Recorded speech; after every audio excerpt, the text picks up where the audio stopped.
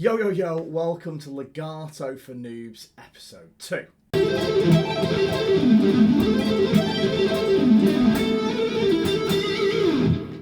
Now, hopefully this is going to be a little bit shorter of a video compared to episode 1 because I won't need to do as much talking at the beginning. There's going to be 5 or 6 examples in this video like there were in the first one, and I'm going to cut the video into chunks and I'll put the time code stamps in the description so you can just click on any one of them if you want to work on 1 or 2 separately rather than watching the whole video all in one go.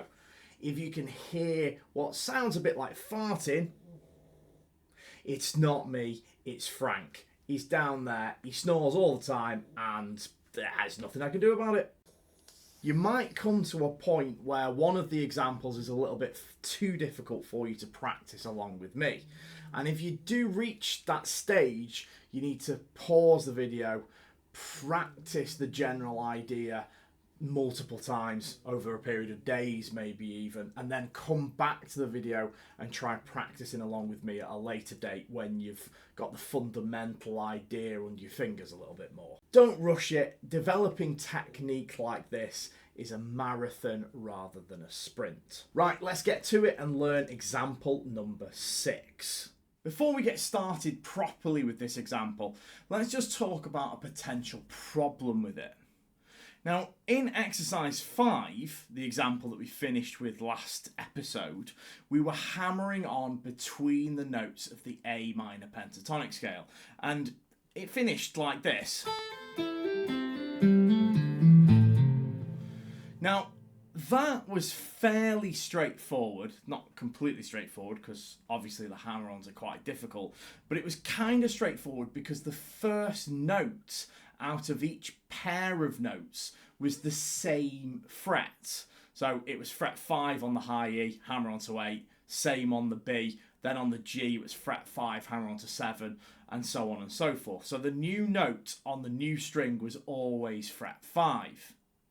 But in this example, we're going to be leading with our little finger when we're playing fret 8, and then on the G, D and A strings, we're going to be leading with finger 3, and then on the low E string, we're going to go back to leading with finger number 4. Now that's really tricky because you've not only got to get your little finger to fret 8 on the high E, which is the first note, but you've also got to have your first finger pressed down on fret 5. And you're going to pull off between the two like that. Then you've got to do the same thing on the next string. Then on the G string, you're going to play fret 7 and pull off to fret 5. Same on the D, same on the A, and then you're going to go back to 8 and 5 on the low E string. So each time you start, you've got to have 2 fingers pressed down so that you can pull off between them. When you were doing example number 5, you were playing fret 5 and then hammering on to the next note, on whichever note that was on, depending on which string you were playing at the time. So you kind of had time to think about where your finger was going to land as you were playing fret 5. But you can't do that anymore because you've got to have both fingers pressed down before you pull off between them. So what I've done, just to give you a little bit more time to think about this, is we're going to play on one string, in this case 8 and 5 on the high E. Then there's going to be a 1 beat gap, 8 and 5 on the B, 7 and 5 on the G, then 7 and 5 on the D, 7 and 5 on the A, 8 and 5 on the low E. So if I just play that in time, 3, 4, 1 and 2, 3 and 4, 1 and 2, 3 and 4, 1 and 2, 3 and 4. Just a quick note about the picking.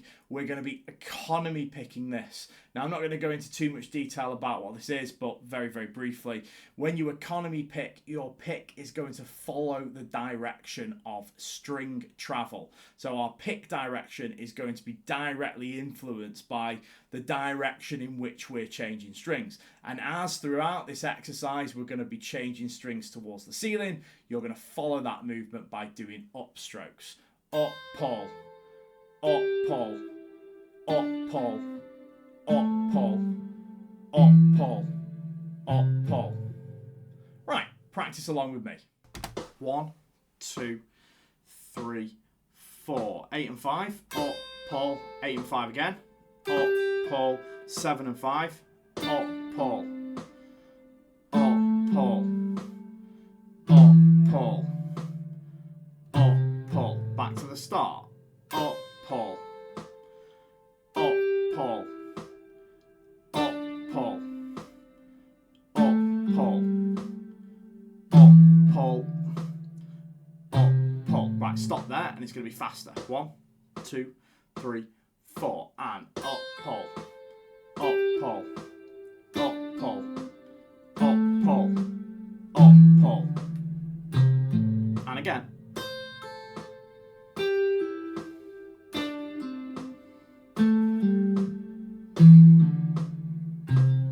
And faster. 1, 2, 3, 4.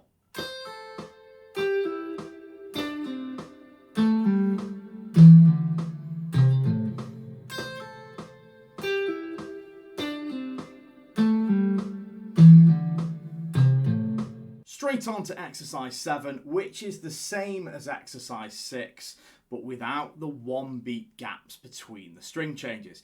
I've left a 2 beat gap at the end, however, to give you a chance to get back to the beginning and start again. Right, start after 4. 1, 2, 3, 4, and.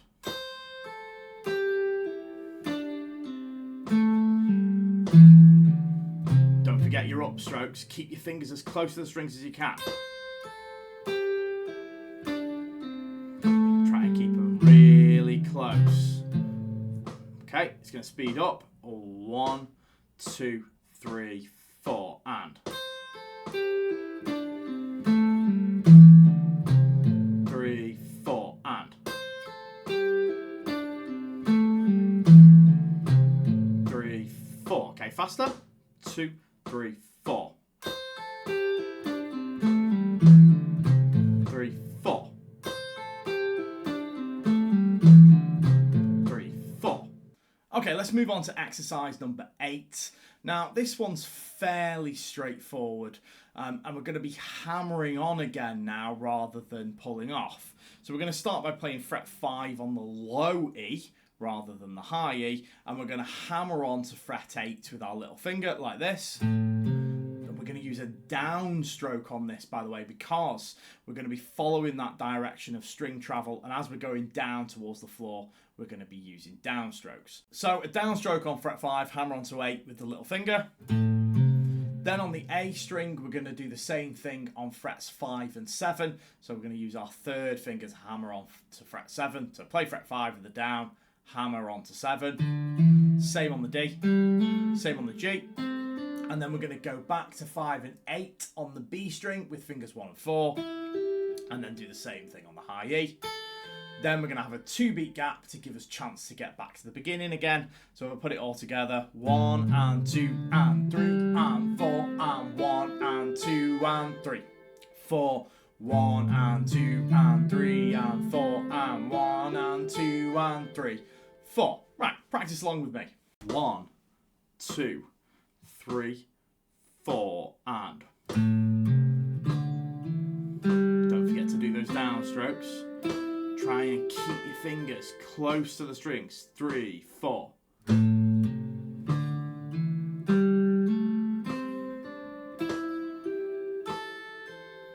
Okay, it's going to get faster. 1, 2, 3, 4. 1 and 2 and 3 and 4 and 3, 4 and.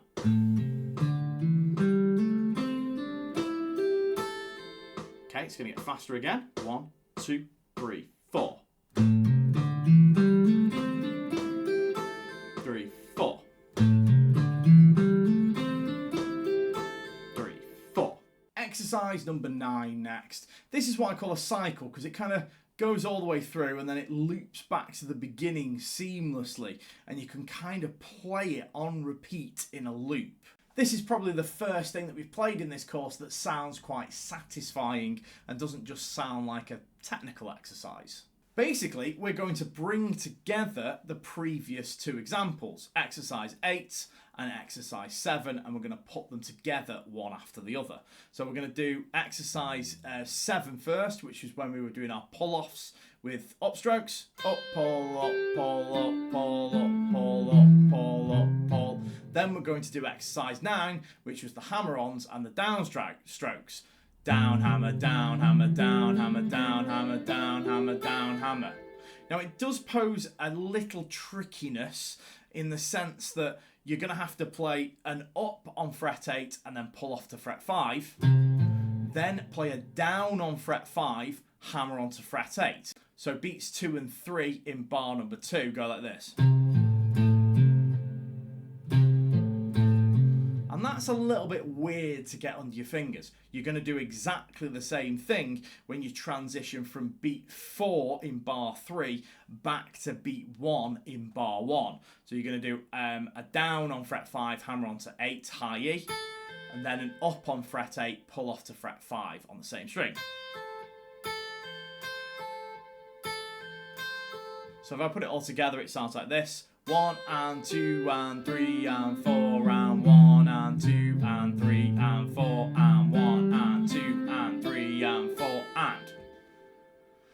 Just don't forget to follow those pick stroke directions. So as you're going through exercise 7, you do ups, and then when you do the exercise 8 bit, you're doing downs. And then it'll all flow nicely under your pick then.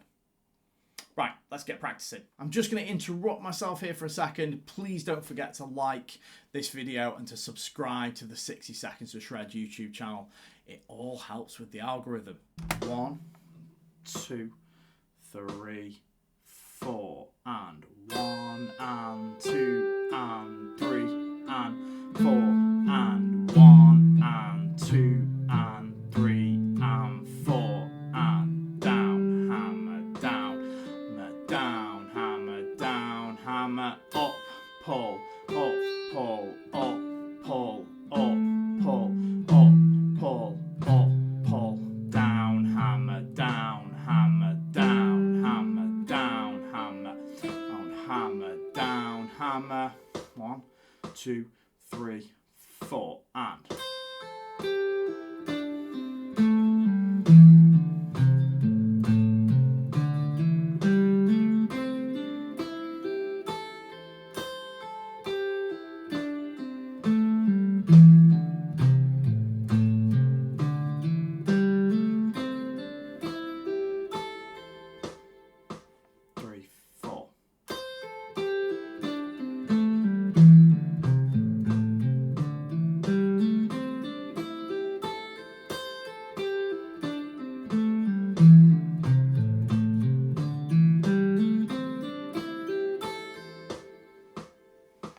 Exercise number 10 is a hammer-on and pull-off combination idea. We're going to start by playing fret 5 on the G with finger 1 and then hammering on to fret 7 with finger number 3, like this. Then we're going to pull off from fret 7 back to fret 1 like this. And that's basically the whole idea. We're going to do the same thing on the D string, the same thing on the A, then we're going to go back to the D, and then the whole thing's going to start again. We just need to be careful of the timing here. These are 8th note triplets. Triplet, triplet, triplet, triplet. Don't worry too much about the pick stroke directions. Just find your own way with this in this example. The focus really is what this hand's doing. Triplet, triplet, triplet, triplet, triplet, triplet, triplet, triplet. Right, play along with me. 1, 2, 3, 4, and G, D, A, D, G, D, A, D, back to the G.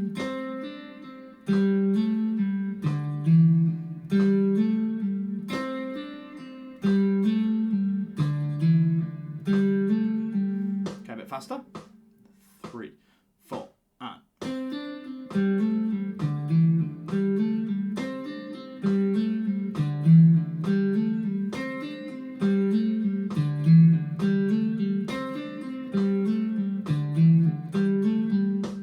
2, 3, 4.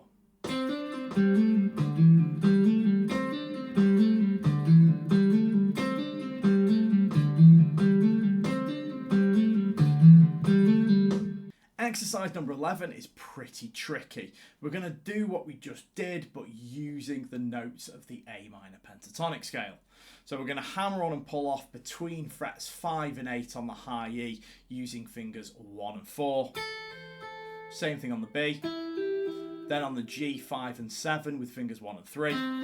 Same on the D, same on the A, and then 5 and 8 on the low E. And I've given you a 2-beat gap at the end to give you a chance to get back to the beginning. Triplet, triplet, triplet, triplet, triplet, triplet, 3, 4. Start again, like that. Pick stroke directions. Actually, I wouldn't really worry about that for this one because you've got enough for you to be thinking about with this hand. So like the previous idea, just find your own way with it. You don't want to overcomplicate things at this stage, and it gives you more chance to think about your fretting hand. Right, let's do some practice. 1, 2, 3, 4, and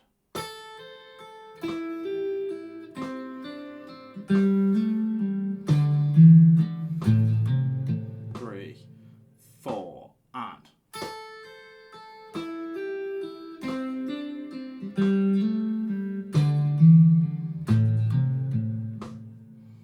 okay, a bit faster. 1, 2, 3, 4.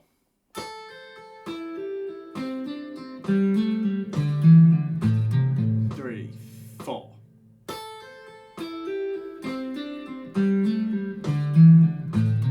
3, 4. Bit faster. 3, 4.